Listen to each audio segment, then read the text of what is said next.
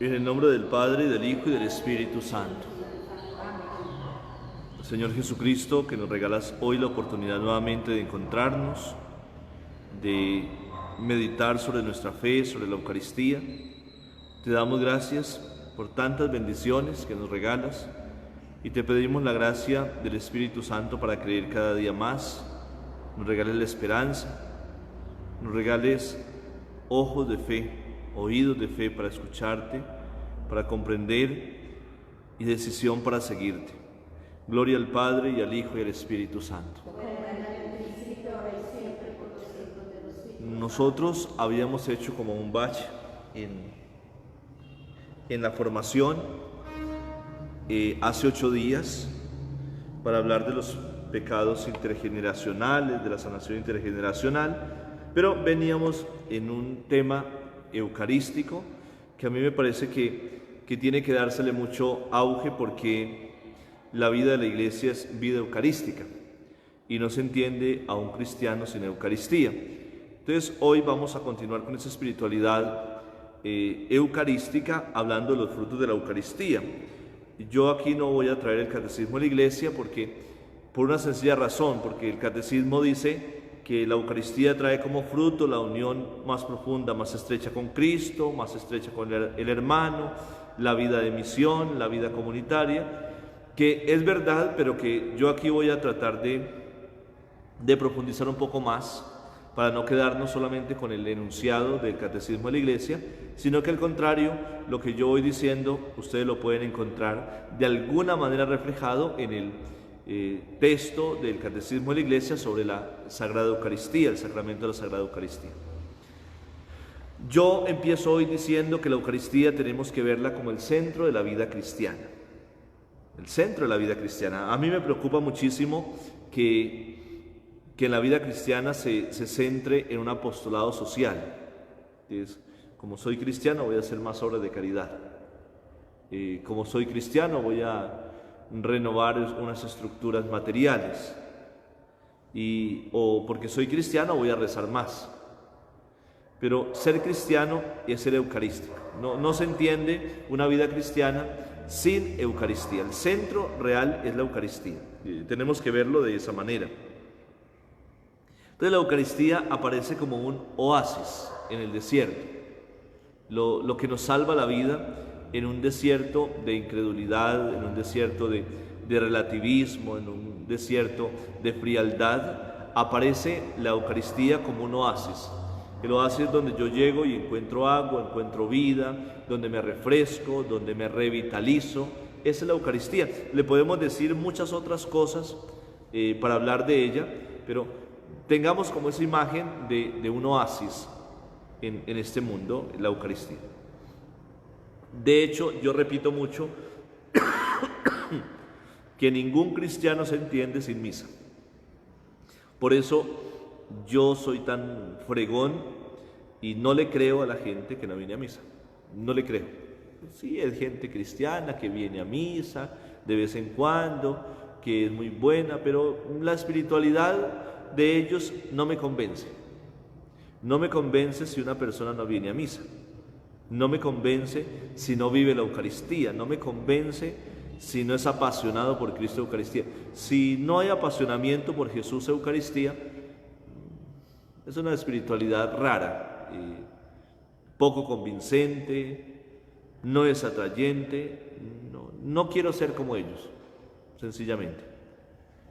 Entonces, para un verdadero cristiano es imprescindible aprender a vivir como Cristo y aprender a aceptar el Evangelio. Es imprescindible. Si yo soy cristiano, tengo que aprender a caminar con Cristo, a vivir cerca de Cristo, a asumir de Cristo su forma de ser. ¿Y dónde está Cristo? En la Eucaristía. El evangelista Mateo finaliza el Evangelio con una promesa, y esto ya lo habíamos hablado, es la promesa de yo estaré con vosotros hasta el fin de los tiempos. Así finaliza el Evangelio de Mateo. Y esa promesa que Cristo hace de permaneceré con ustedes hasta el fin de los tiempos, Él ha querido hacerla, cumplirla, vivirla, la hace posible en la Eucaristía. Pero déjenme decir algo más porque no es en la Eucaristía dominical. es en la Eucaristía diaria. Porque el Señor no dijo voy a permanecer con ustedes hasta el fin de los tiempos todos los domingos. Además, porque el domingo no es solamente un día, sino que es la plenitud del tiempo. Es la reunión de los días de la semana que encuentran su culmen en el domingo. Por eso es que caminamos todos hacia el domingo sin ocaso, que es la resurrección plena, el día final. Pero Cristo se queda con la iglesia y se queda con nosotros y nos acompaña y nos fortalece y nos guía con una presencia continua hasta el fin del tiempo en la Eucaristía diaria. Y yo digo diaria porque a mí todavía no me cabe en la cabeza una espiritualidad dominical, de ir a misa el domingo y basta, sino que cuando se enamora de Cristo, la Eucaristía debe ser continua. Yo digo, insisto en que cuanto papayazo me den para estar con Cristo, lo aprovecho. Entonces, de esa manera, Cristo ha querido quedarse en una forma irreemplazable. El domingo es una fiesta de familia, es una fiesta que no se puede cambiar por nada, es un encuentro. Yo les decía ahora en la homilía, hablando del Éxodo, porque el pueblo construye la tienda del encuentro cerca del campamento, la Eucaristía es encuentro. Y esa espiritualidad tiene que ser de encuentro. De hecho, la espiritualidad de la resurrección es una espiritualidad de encuentro. Jesús se aparece y se encuentra con las mujeres, se encuentra con los discípulos, se encuentra con la comunidad. Es encuentro. Si no hay encuentro, no hay nada. Esa espiritualidad de encuentro es propia del pueblo de Dios, del pueblo de Israel, que poseía cerca el campamento judío, tienda del encuentro, porque Dios habita junto a nosotros. Yo prefiero decir junto y no en medio, porque el que habita en medio depende de mí, que lo dejo entrar, y el que habite junto depende de Dios. Dios ha querido venir a habitar junto a nosotros, esperando que nosotros le digamos siga para habitar en medio. El campamento, la tienda del encuentro está junto, porque Dios viene junto a nosotros, respeta nuestra libertad para que nosotros le digamos hombre siga, y entonces habite en medio, esa tienda del encuentro. Así entonces el Señor nos invita a encontrarnos.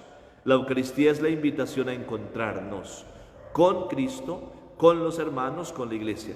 Y nos pide un pequeño esfuerzo para encontrarnos. Yo les decía, si Dios recorre un kilometraje inmenso, por hablar en un lenguaje humano, al cristiano se le pide recorrer unos pocos metros para encontrarse con el Señor. La Eucaristía, fíjense ustedes que no estoy hablando todavía de los frutos, estoy introduciendo los frutos de la Eucaristía. La Eucaristía es la revelación de la gloria de Dios. Dios se nos revela y se revela frente al hombre. Cuando el hombre descubre esa revelación de la gloria de Dios, porque cuando Cristo se hace presente en la Eucaristía, es la gloria de Dios en medio de nosotros, frente a nosotros, se nos descubre, y cuando se nos descubre y yo logro verlo, la Eucaristía me atrae como un imán hacia el metal. Ustedes acercan una aguja que es insignificante a un imán grande, eso tira y no le permite despegarse. Entonces, cuando una persona cristiana descubre la gloria de Dios en la Eucaristía, es atraído y no hay nada que lo pueda separar. Entonces, si ustedes todavía no se sienten atraídos, todavía sienten pereza por la Eucaristía, todavía no están tan convencidos, no han descubierto la gloria de Dios, no han descubierto la grandeza de la Eucaristía. Saben que sí, ahí está el Señor, pero no pasa nada todavía. Estamos hablando de un proceso que va siendo cada vez más fuerte, más superior, que es la misa. Esa gloria de Dios. Es imposible aislarme de la Eucaristía cuando sé que hay allí, cuando descubro esa imagen. En la teología del Antiguo Testamento, fijémonos bien en esto porque nos va a ayudar a comprender, el hombre no podía ponerse frente a Dios. No podía ver la gloria de Dios. Entonces, cuando Moisés se acercaba al monte para hablar con el Señor, para ver la gloria de Dios, tenía que cubrirse el rostro con un velo. Tenía que cubrirse el rostro con un velo. No se podía poner enfrente porque perdía la vida. El profeta dice: ay de mí que soy un hombre y he visto la gloria de Dios, he visto a Dios cara a cara. Había un miedo de perder la vida,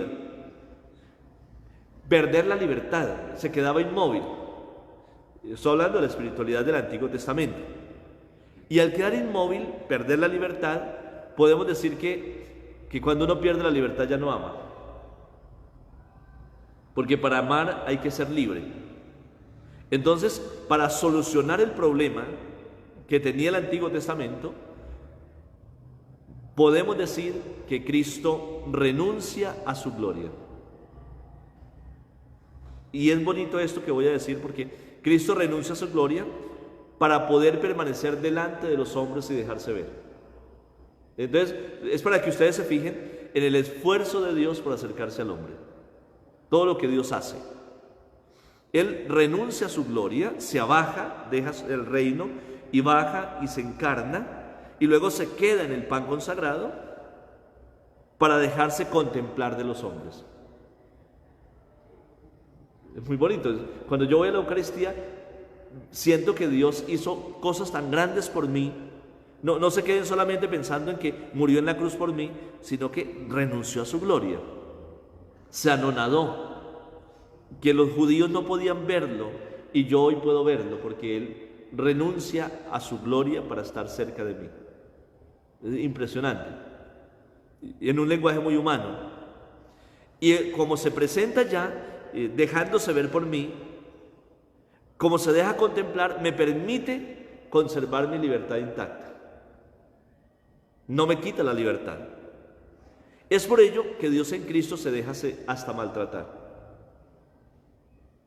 Como yo tengo plena libertad, yo puedo acogerlo, puedo rechazarlo. Y es tan fuerte que el Señor se deja maltratar en la Eucaristía. Uno puede pensar, si alguien se roba las especies y se las lleva, ¿por qué, siendo Dios tan poderoso, por qué no renuncia a estar allí en ese pan robado, siendo Dios? Pero como Él ha renunciado a todo para estar con nosotros, Él permite hasta que lo maltratemos. Y por eso sufre maltrato todos los días en la Eucaristía. Por parte de sacerdotes, de fieles, de los transeúntes.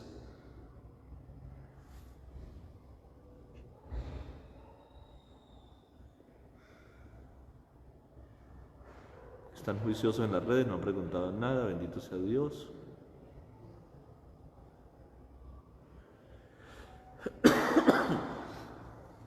Cuando yo voy hablando en la catequesis, es muy bonito que ustedes se van apropiando de cada imagen, de cada figura, para que puedan ir entendiendo lo que les estoy tratando de decir. Porque siempre, yo no sé si todos los que hablan en teología eucarística, pero al menos yo me siento de pocas palabras, siento que me quedo corto al hablar de ello. Y es tan grande el amor de Dios, de Cristo, que se deja maltratar, lo he dicho, pero no nos coarta la libertad, sencillamente porque Él quiere ser amado, porque es imposible amar sin libertad, porque solamente se ama cuando se es libre. Y esto tiene que decirnos mucho más del por qué mucha gente se ha alejado de Dios, porque lo llevaron a misa obligados. Entonces no fueron libres al amar. Entonces el niño va a misa obligado por sus padres, luego va obligado por el catequista, va obligado por el cura, y un día dice ya no más y se aleja, porque realmente nunca amó. Pero ustedes dicen, pero si venía a misa, se portaba bien, sí.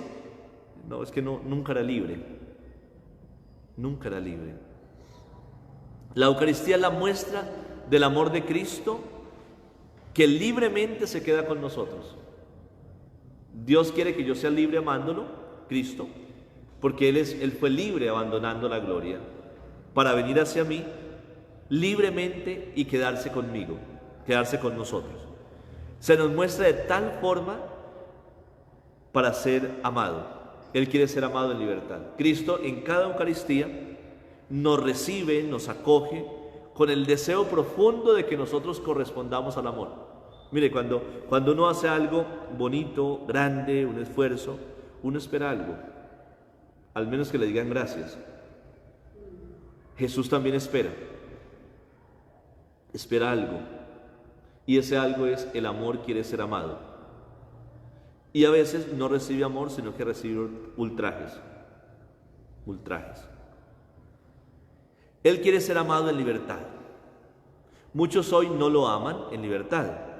Entonces yo aquí hablo de los niños obligados por sus padres, de los jóvenes traídos obligados. A mí me cuestiona incluso cuando llegan jóvenes al confesionario y yo les pregunto: ¿pero usted sí se quiere confesar? No, padre, yo no me quiero confesar. Es que mi mamá me obligó a que viniera a confesarme. Obligados. Van porque es obligatorio por un precepto. Los viejos. Muchos viejos van a misa hoy porque son obligados por un precepto. Les enseñaron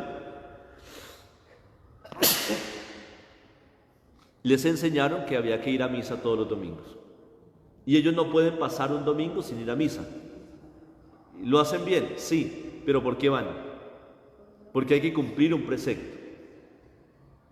Y ese precepto es obligatorio. Si es obligatorio, ya coarta mi libertad.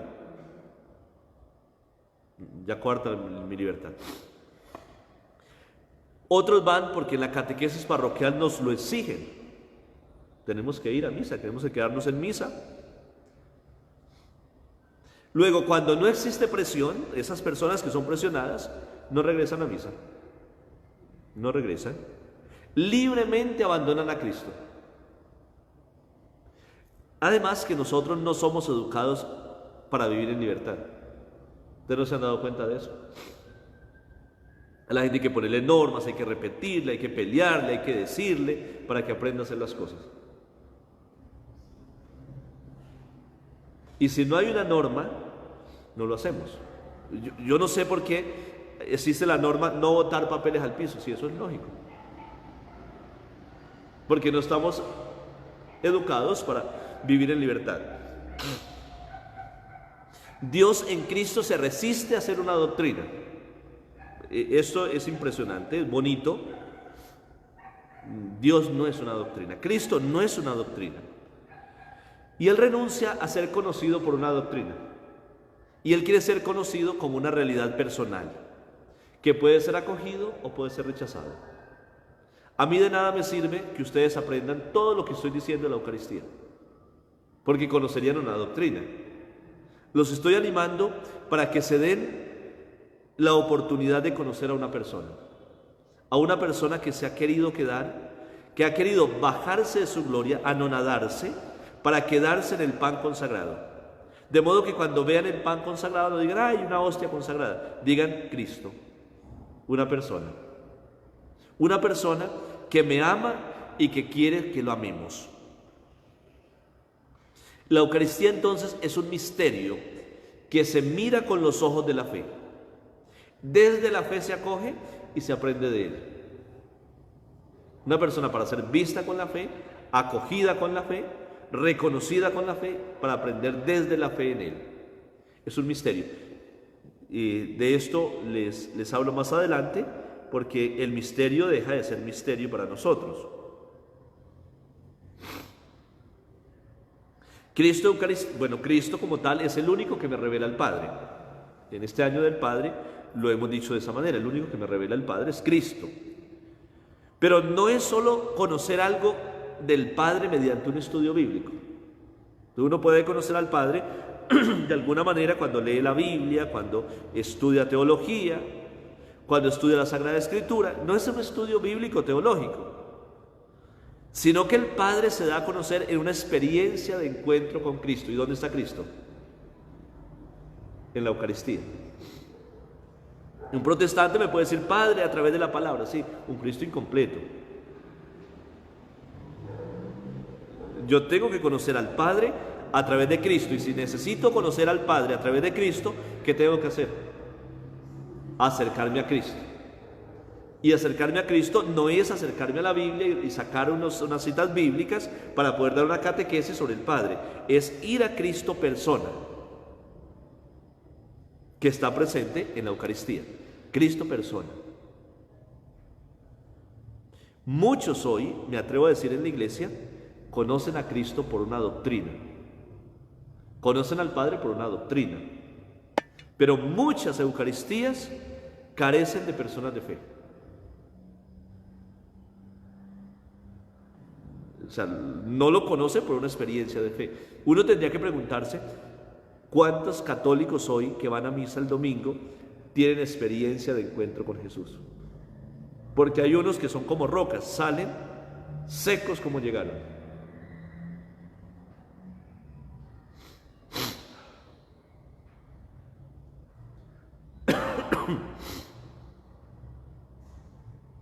Padre, ¿qué decirle a un niño de 6 años que le da pereza ir a misa y quiere que la Eucaristía termine rápido? Yo le hablo de las bendiciones de Dios que en cada momento da en nuestra vida, que sin Él no somos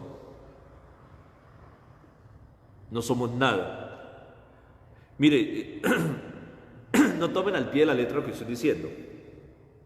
Un niño antes de los 9 años, 8, 9 años, se está forjando hasta ahora la persona. Y pues hay unas normas, hay una obligatoriedad para enseñarlo a él cuál es el camino. Al niño hay que acompañarlo, hay que darle testimonio, hay que enseñarlo. Pero la Eucaristía, miren, yo pienso que incluso para ustedes, el que podamos vivir estos momentos de catequesis eucarística, les ayuda a vivir la Eucaristía. ¿Qué hay que hacer con el niño? Catequizarlo antes también, hablar con él, explicarle bien, para que cuando él vaya a la Eucaristía él comprenda. Si ustedes lo dejan solamente con la hora de la misa, va a ser muy difícil. Piensen en ustedes mismos que ya son viejos, con todo respeto, que cuando escuchan una catequesis como esta dicen, hombre, ¿cómo no me había dado cuenta? Hasta ahora estoy aprendiendo. Entonces, fíjense que a los niños hay que brindarles una obligatoriedad, pero una compañía catequética, una compañía de testimonio, una compañía de vivencia. Los niños a esa edad, tratan de repetir lo que sus padres hacen. Copiar, el niño copia. Y si el papá y la mamá viven bien, el niño copia. Ustedes han visto que llega una parejita a la iglesia y se arrodilla y reza. Y reza en silencio y hace oración en silencio. El niño no sabe qué está diciendo el papá y la mamá, pero el niño se arrodilla, cierra los ojos y yo no sé qué carajo dirá, pero él dice algo. Solamente porque papá y mamá se arrodillan.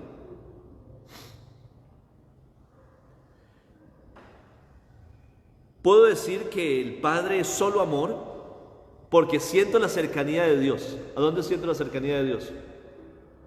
En la tienda del encuentro, en la Eucaristía. O sea, que a mí me digan que allá en el cafetal cuando están trabajando sienten la cercanía de Dios, yo les creo. Pero la profundidad de la cercanía de Dios está en la Eucaristía. Es que Él quiso quedarse con nosotros por algo. Quiso quedarse con nosotros por algo. Y si Él tiene un medio, yo no puedo rechazar ese medio y escoger otro. Las cosas son como son. Yo puedo decir que en la Eucaristía siento cercano a Dios, y Dios es cercano porque me siento amado, me siento salvado. Por ello, allí en la Eucaristía, sintiéndome amado y salvado, puedo reconocer que el Padre es una realidad, no una doctrina. Y puedo decir que el Padre es misericordioso, porque me ha dado a su Hijo. Que el Padre es inmensamente bueno porque me bendice. ¿Por dónde siento yo la bendición? Viviendo la Eucaristía. O sea, por eso, cualquier cosa de esta sin la Eucaristía yo no la entiendo. Yo no sé si es que yo soy muy cerrado de mente, pero yo no entiendo nada de lo que me dan de doctrina en la iglesia sin la Eucaristía. Porque todo llega hacia allí. Todo fluye de allí. En la sencillez del niño de Belén, Dios se abaja, deja la corona de rey y se abaja para ser un niño pobre de un pesebre.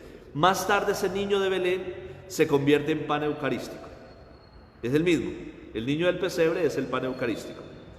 Se puede reconocer allí en el pan eucarístico a Dios. Entonces, en la Eucaristía yo digo, el que estaba en el pesebre es Dios. a través de la Eucaristía. Fijémonos que la gente sencilla en Belén reconoció a Dios. La gente sencilla son los pastores. Los pastores lo reconocen como el Dios hecho hombre. Miren que los pastores no habían estudiado teología. Los pastores es posible que ni supieran leer. Los pastores eran pastores, eran gente sencilla. Y lo reconocen allí. ¿Quién más reconoce la sencillez del niño de Belén? La profetisa Ana. El anciano Simeón. Lo reconocen. Pero los poderosos, los arrogantes, no lo reconocen. Y esos arrogantes, como Herodes. Herodes no reconoce a Jesús. Incluso lo quiere quitar del medio. Lo mismo pasa en la Eucaristía. Yo veo entrar al templo a muchos Herodes. Yo como sacerdote veo más que ustedes, porque ustedes llegan, se paran frente al altar y no ven para atrás. Yo veo todo atrás. Yo veo a muchos Herodes. Herodes que mastican chicle en la misa. Cuando yo mastico chicle en la misa, estoy diciendo, me importa un carajo lo que está pasando allá. Lo importante es yo sentirme bien, mastico chicle.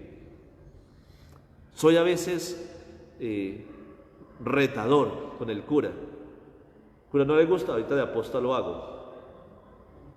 Herodes. Hay otros Herodes que entran al templo con su celular de alta gama en la mano. Yo los veo entrar como si llevaran un colchón debajo de las axilas. Entonces caminan con una arrogancia. Ayer se salió un señor a hablar por teléfono en plena consagración y luego entró por la mitad del templo con el celular en la mano mostrando que recibí una llamada muy importante. Él se sentía grande y yo desde el altar pensaba, pobre bobo. Veo chicas que se creen hermosas y tratan de robarse la atención en la Eucaristía. Se pasean para ser el centro de atracción. Personas que se niegan a doblar las rodillas ante la consagración. Se quedan de pie, pudiendo arrodillarse. Yo veo viejitas que casi no se pueden arrodillar y se arrodillan. De hecho, yo les comparto que muchas veces me arrodillo pensando en si me podré levantar, porque yo sufro de mis rodillas. Cuando yo me demoro media hora ante el Santísimo arrodillado rezando el rosario, ¿ustedes no se imaginan la preocupación mía? ¿Será que me puedo levantar? Y muchas veces ustedes me ven que sufro levantándome. ¿Tengo justificación para quedarme de pie o no? Pero vale la pena esforzarme. Listo, entonces les doy ejemplo. Esos son Herodes, arrogantes, que se niegan a descubrir en la sencillez del pan eucarístico al mismo Dios que se ha quedado con nosotros. Mire, cuánto quisiera uno tener a más Simeones, a más Anas, que sean capaces de contemplar a Cristo y decir, ya puedes, Señor, dejarme ir en paz porque mis ojos han visto a tu Salvador. Pero hay otros que no se dan cuenta de lo que está pasando. Con todo esto, fijémonos que la revelación de Dios, es decir, revelarse es dejarse ver, revelarse con B corta. Dios se ha ido dejando ver poco a poco y el culmen está en Cristo. ¿En cuál Cristo? Eucarístico. Dios se ha dejado ver en Cristo. El niño de Belén, la Eucaristía. No hay más revelación, ya Dios se dejó ver. Entonces, si alguno está pensando orar y mirar para las nubes a ver si ve una imagen de Cristo, pues está esperando mal, porque Él ya se dejó ver. Se sigue dejando ver. ¿Por qué no lo veo? Por mi arrogancia. Por mi arrogancia. No lo veo. Pero a la medida en que Dios se ha ido dejando ver, se ha ido revelando, el hombre se ha ido atrasando en la revelación, se ha ido colocando vendas en los ojos para no verlo. Es una paradoja. Dios se deja ver, y nosotros nos vamos ocultando, nos vamos escondiendo. ¿Cómo vamos a explicar esto? Yo pienso que esta catequesis sobre los frutos va a quedar para dentro de 8 días. Vamos a ver hasta dónde alcanzo o hasta dónde tengo preparado. El pueblo de Israel no podía ver al Señor, no lo podía nombrar. Yo les he insistido, cuando ustedes ven a un judío que cabecea, es porque ha encontrado allí en la Escritura el nombre de Dios. No lo puede mencionar. El judío no puede ver al Señor, no lo puede nombrar, no lo puede tocar. Dios es un misterio. Y es un misterio escondido. Ahora entienden por qué ellos se les dificultó tanto reconocer a Jesús como el Hijo de Dios. Porque es que Dios no se puede ver. ¿Y cómo decirle a un judío que ese que va caminando por ahí es hijo de Dios? Si la fe del judío es que Dios no se puede ver, no se puede tocar. Y que le digan que ese es el Hijo de Dios, es más, que le digan que ese es Dios, eso no cabe en la cabeza del judío. Nosotros, en cambio, podemos verlo. Pero miren que ellos eran un pueblo creyente. Ellos sabían que la presencia de Dios estaba en medio de ellos, estaba junto a ellos, la tienda del encuentro. Más tarde la palabra se hace carne, del niño de Belén. Por esta razón fue muy difícil para ellos. Ellos se niegan a reconocerlo. Pero nosotros, cristianos, nuevo pueblo de Dios, para nosotros Dios se deja ver. Y ahí está el misterio de la grandeza de Dios. Se hace cada día más cercano para el pueblo en la Eucaristía. Precisamente Dios se hace cercano a nosotros, se hace palpable. Yo lo puedo ver, lo puedo tocar, lo puedo comer. El problema es que para muchos ya dejó de ser misterio. Ya no es un misterio. Porque le hemos restado valor, porque nos hemos acostumbrado. Porque es cualquier cosa que se recibe y hasta se presume. Porque mucha gente comulga hoy. Para que la gente vea que estoy en gracia de Dios. Así no está en gracia. Además, como es la misa de mi abuelito, todos tenemos que comulgar, porque entre más comulguemos, más rápido sale del purgatorio. Se han metido unas cosas en la cabeza. La Eucaristía ya es un orgullo. Se presume de recibir la Eucaristía.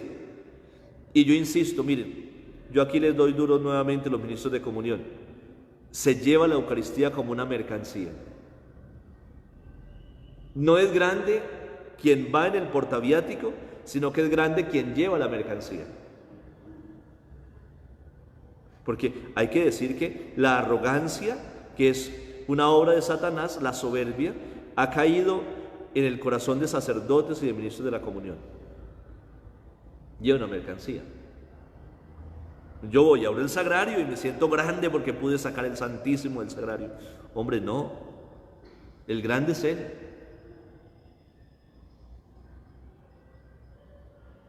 Es una mercancía que se compra y que se vende, que se lleva, que se traslada y que se manosea. Yo personalmente me da tristeza cuando en algunos altares veo cómo se manosea el Señor y se le da maltrato, porque no es una persona, sino que son unos pedazos de pan consagrado. Dejó de ser persona para muchos. La Eucaristía ya no es un misterio. Se nos pide hoy ser más asequibles. La Eucaristía hay que hacerla más abierta, hay que hacerla más cercana a la gente, y hay que contratar un grupo de música, y hay que aplaudir, hay que levantar las manos, hay que bailar, hacer danzas, 1000 cosas para hacer llamativo la Eucaristía. Y se pierde el misterio, porque hemos hecho que la Eucaristía mueva sentimientos, emociones, y no que mueva el corazón. Hemos desvirtuado. Queremos una Eucaristía más amena, más a nuestro estilo, no al estilo de Dios. Dios corrió un riesgo. Yo utilicé esta palabra riesgo en las redes hace poco, y me lapidaron los protestantes porque Dios no hizo un riesgo, sino que dio la vida por nosotros, pero ustedes me entienden que Dios corre riesgos. El amor es un riesgo, el amor es arriesgado, y Él corre riesgos con la cercanía. Yo no sé si a ustedes les ha pasado que cuando uno quiere ser detallista, especial con alguien, uno trata de ser cercano, y cuando uno es muy cercano, lo irrespetan. Eso pasó con Cristo. Cristo se hizo cercano y entonces lo irrespetamos. Es tan cercano, es tan parcero, que ya lo puedo tratar de cualquier manera. En las relaciones humanas, cuando uno es muy cercano, pasa eso. Con Cristo pasa lo mismo.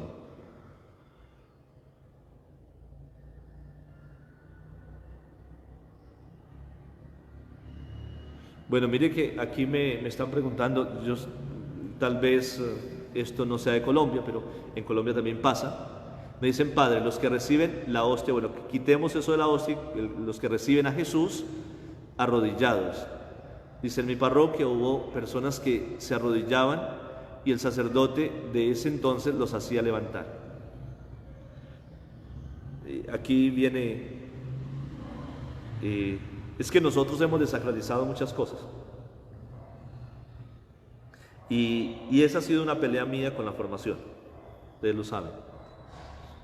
Porque si yo no permito que se arrodillen en la comunión, es muy probable que yo tenga afán. Yo no quiero que la fila se me demore porque la misa ya, mire ya el tiempo que va y no se termina. ¿Para qué tengo afán yo? Tal vez para irme a otra Eucaristía a ganarme un estipendio. Porque la Eucaristía para mí como sacerdote puede ser un medio de trabajo por el cual yo gano dinero. Ya se desvirtuó.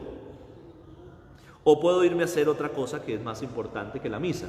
O sea, yo estoy celebrando la misa en este momento porque me tocó, porque yo tengo allí una reunión, un encuentro con unas personas importantes, pero me tocó ir a celebrar la misa.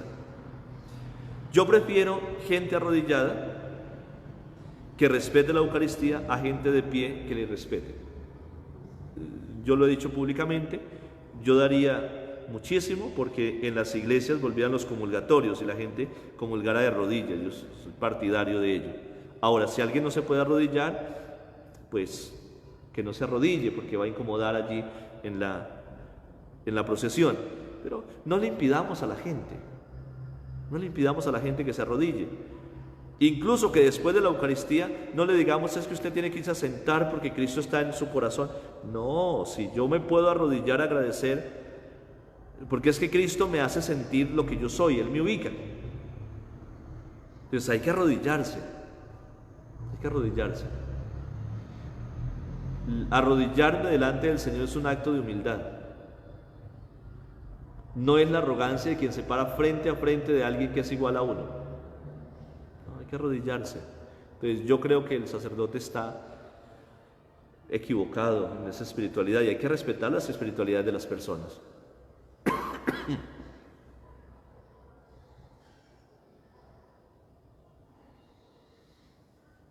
Yo no entro en discusión, porque allí me siguen preguntando, yo no entro en discusión con los sacerdotes, los respeto muchísimo, los quiero muchísimo, son mis hermanos, pero yo personalmente no me incomoda que los reciban de rodillas. Yo no tengo afán.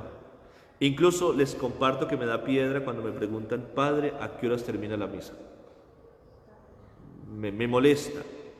Alguien me decía hace poco, padre, queremos que usted nos celebre, pero que la Eucaristía sea corta.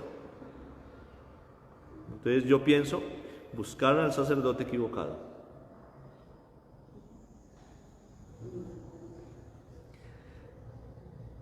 Entonces fíjense que en esa cercanía de Dios, a veces confundimos esa cercanía, perdemos el respeto por Cristo y perdemos el respeto por la Eucaristía. Cuanto más se me ha revelado Cristo, el hombre se hace más distante. Esa es la paradoja. Dios que ha dejado su corona y se ha anonadado, lo he repetido muchas veces hoy, no porque quiera repetirlo, sino porque esto tiene que quedar muy grabado en el corazón. Cristo ha dejado su corona para hacerse cercano al hombre, a mí, pero ¿qué hemos hecho nosotros los hombres? Nos hemos elaborado una corona y nos hemos subido en el trono. O sea, Dios se bajó y nosotros nos subimos. Y ahí está el problema. Eso es soberbia. Y miren, me perdonan, pero muchos de los grupos apostólicos, mucha gente cercana a la parroquia, a esta y a todas, mucha gente que se cree evangelizada, se ha construido su propio trono. Y la gente los critica. A mí me dicen: padre, menos mal que usted acabó con esa rosca. Le digo yo: no, las roscas están ahí esperando que yo me vaya para volver a coger poder. Yo los veo así. Yo los veo así. A mí cada año me dicen, cada año yo siento que piensan: yo creo que este año lo cambian. Necesitamos recuperar ese trono para subirnos. Y si Dios se abajó, nosotros tenemos que bajarnos. Tenemos que bajarnos. Dios ha venido a vivir con el hombre porque Dios es humilde. Miren lo bonito, Dios es humilde. Dios vino a vivir con el hombre. Y en esa humildad, el hombre ha sido arrogante y lo ha dejado solo. Yo aquí, ¿de qué estoy hablando? Para que ustedes me entiendan. Estoy hablando del capítulo 1 del Evangelio de San Juan. Dios vino a los suyos y los suyos no lo recibieron, porque prefirieron la oscuridad a la luz. Dios se hace cercano, se abaja para estar con el hombre. Y miren, Dios está siempre en el sagrario solo. Mañana es indulgencia plenaria en la parroquia. Y al principio dije: vamos a exponer el Santísimo todo el día. Y después dije: ¿para qué lo saco todo el día si va a estar solo? Si no van a venir. Y es un día maravilloso, importantísimo para nosotros, pero la gente no sabe qué es eso. La gente no sabe. Dios sigue solo en el sagrario. ¿Y saben por qué Dios sigue solo en el sagrario? Porque para nosotros hay cosas más importantes. Ahí está el tesoro de que hablaba el Evangelio el domingo. Yo no voy al sagrario porque tengo trabajo, tengo estudio, tengo una novela, tengo una película, tengo una visita, tengo que leer un libro, tengo 1000 cosas importantes.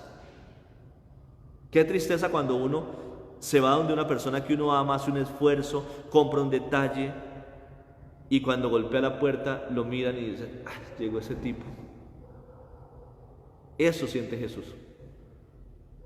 Se quedó con nosotros para estar con nosotros. ¿Y cómo permanece Jesús?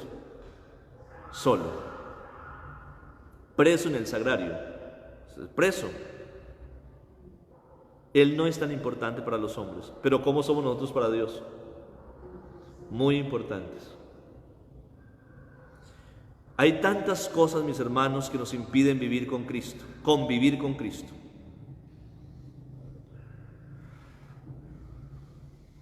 Aquí escribe María Cristina: Dios vino a servir y nosotros debemos también ser buenos servidores.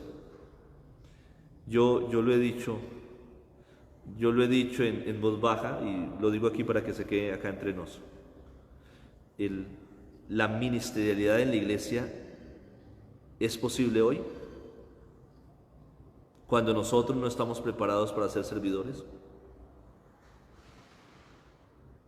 Yo veo, por ejemplo, la ministerialidad en la iglesia, todos los ministerios de los que está hablando el Papa, yo los veo como una oportunidad, pero los veo como una amenaza, porque vamos a tener 10, 20 parroquitos en las parroquias, porque nosotros no nos hemos preparado para servir.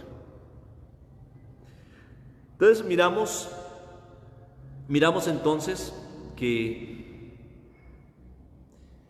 la presencia de Dios en la Eucaristía siempre es un misterio,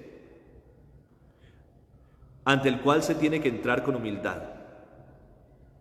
Recuerden ustedes que hace 15 días yo hablaba de cómo San Juan no se detiene a relatar la consagración, a relatar la misa, sino que pone primero, antes de la cena, pone el lavatorio de los pies y pone un diálogo con Pedro.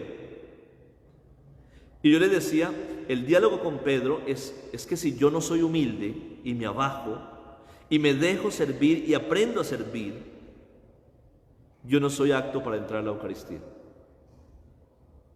según el Evangelio de San Juan.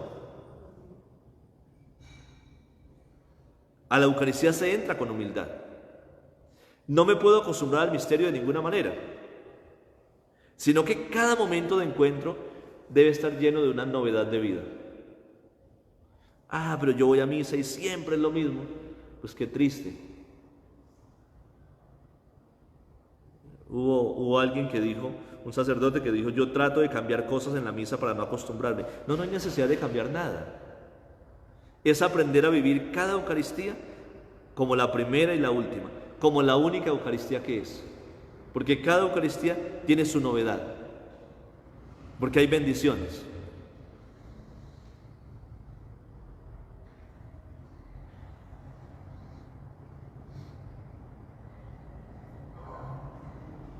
No nos podemos acostumbrar, pero tenemos que aprender a acercarnos con plena libertad, porque si no hay libertad no hay amor.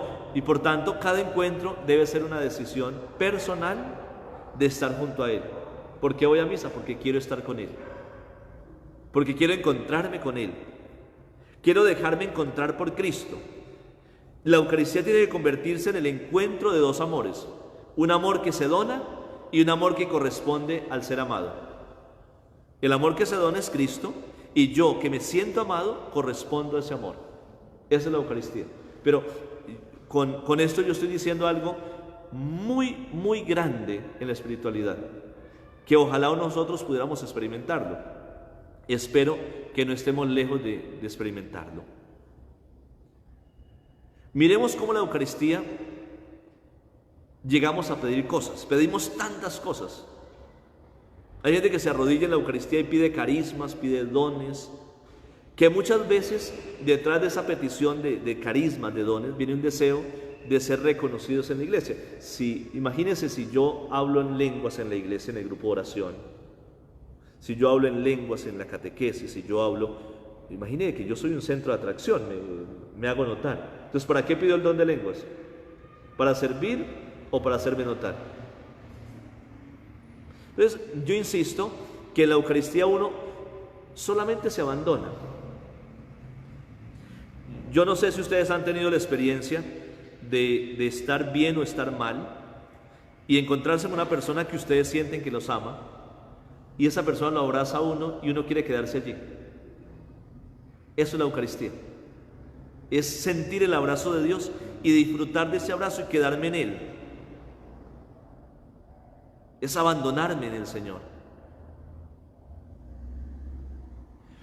Realmente debiéramos pedirle al Señor que nos libere de tanta soberbia y que nos llene de humildad. Si Dios es humilde al venir hacia el hombre, que el Señor llene al hombre de humildad para que pueda acercarse a Dios y pueda verlo, pueda dejarse abrazar, para que pueda disfrutar de la cercanía de Dios y disfrutar de su amor. Dios quiere que en la Eucaristía no solamente se vaya a comer el pan consagrado, porque esto es otra cosa. La gente dice, yo estoy en comunión porque acabo de comulgar. No, eso no es comunión. Dios quiere que yo vaya a la Eucaristía para que me deje abrazar por Él y lo pueda abrazar a Él. Y entrar en comunión con Dios es entender qué es la comunión de la iglesia. Es salir bien, es salir refrescado, es salir sin ataduras para amar al otro, es salir con ganas de hablar bien, es salir con ganas de perdonar. Eso es dejarse abrazar por Cristo. No es usted que me diga, Padre, cuando yo recibí la comunión, yo sentí esto. ¿De qué le sirve haber sentido cosas si no va a salir transformado? Dios lo que quiere es que yo participe en la Eucaristía y esa Eucaristía, ese encuentro, produzca un cambio en mi vida. Produzca un cambio en mi vida. De esta manera, yo termino casi que la introducción a los frutos de la Eucaristía. Es decir, que no he comenzado a hablar de los frutos. De esos frutos que están en el catecismo, enumerados 4 o 5 frutos y ya. Estoy diciendo cómo podemos nosotros acceder a esos frutos. Y va a ser muy bonito porque vamos a descubrir en la próxima catequesis algo que yo he dicho muchas veces, y es que Dios, cuando obra en mí, me lastima. Y cuando Dios me sana en la Eucaristía, me hace doler. De eso vamos a hablar en el próximo encuentro.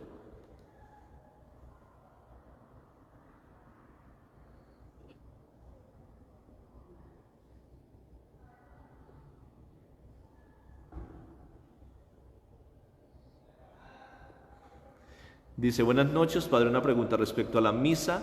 ¿La Eucaristía la puede dar una mujer, o sea, una religiosa? Incluso una religiosa. A ver, lo que pasa es que mis respuestas, ustedes tienen que saber algo, y es que yo soy, a pesar de ser medio liberal en el pensamiento, yo soy muy conservador y muy respetuoso de la disciplina de la iglesia. Una religiosa no es ministra ordinaria de la Eucaristía. Una religiosa, y además no toda religiosa es ministra extraordinaria. El hecho de llevar un hábito no significa que pueda dar la comunión. Debe ser ministra extraordinaria. ¿Para qué es un ministro extraordinario? Para llevar la comunión del templo a la casa del enfermo, no más. En la misa no debieran dar comunión, a no ser que estemos en una misa dominical y hayan 500.000 personas para comulgar y yo estoy solo. Bueno, entonces pido el favor a los ministros de comunión que me ayuden. Pero ¿dónde existe esa cantidad de gente hoy en nuestros pueblos? ¿No? Ustedes ven, por ejemplo, aquí en la parroquia, yo me demoro entre 10 y 13 minutos dando comunión un domingo. Eso es harto tiempo. Pero pues el que tiene afán, que se vaya. Incluso yo he pensado que si en algún momento no me pudiera sostener de pie, yo los haría subir hasta la sede para que comulgaran en la sede. Ustedes sí podrían caminar, entonces que se suban allá y me reciban la comunión. Yo prefiero que las cosas tengan un orden. De hecho, los ministros de comunión no deben de prestarse para estar dando comunión en las misas. No. Es que si yo le pido el favor a una ministra o un ministro de comunión en la misa, él debe decirme, padre, no me corresponde a mí. Además que lo voy a poner en ridículo, la gente no le va a recibir. Es que si cuando viene el obispo uno deja hacia al lado y la gente no le gusta comulgar con uno. Entonces imagínense uno, una pobre señora ahí, y no es la forma. Miremos a ver si hay aquí alguna pregunta y nos vamos.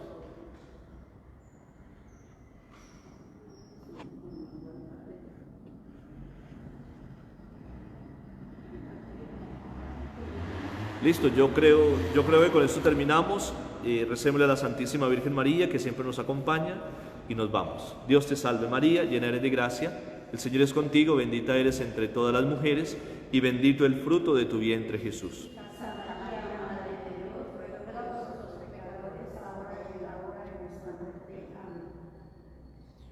Que el Señor les bendiga, les guarde, les proteja, en el nombre del Padre, y del Hijo, y del Espíritu Santo. Bueno, gracias por asistir a la catequesis. Si les gusta, divúlguenla. Va a quedar, ahí queda grabada, después pasa a YouTube, y divúlguenla, lleven hacia otros, aprovechenlas. Cuando uno se deja formar y cuando uno aprende ciertas cosas, aprende a amar mucho más. Dios les bendiga.